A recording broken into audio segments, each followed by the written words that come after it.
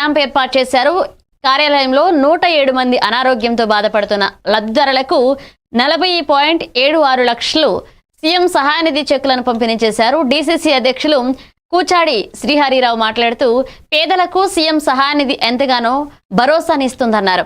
ముఖ్యమంత్రి రేవంత్ రెడ్డి వైద్య సేవల అభివృద్ధిపై ప్రత్యేక దృష్టి పెట్టారని, ఆరోగ్యశ్రీ పరిమితిని 5 లక్షల నుంచి 10 లక్షలకు పెంచడమే అందుకు నిదర్శనమన్నారు. ఈ కార్యక్రమంలో పలువురు నేతలు, స్థానిక ప్రజాప్రతినిధులు పాల్గొన్నారు.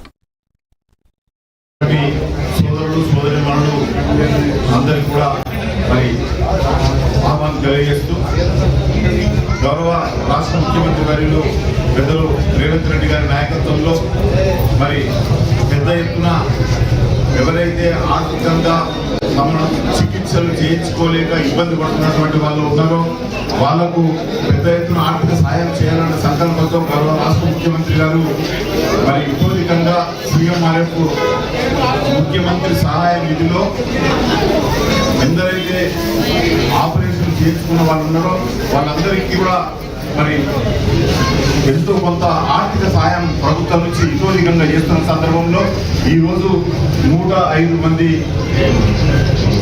లబ్ధిదారులకు చెక్కులు పంపిణీ కోసము 40,76,000 రూపాయల పంపిణీ ఇవాళ జరుగుతున్న విషయాన్ని ఈ సందర్భంగా మీ అందరూ కూడా మనవి చేస్తా ఉన్నాను.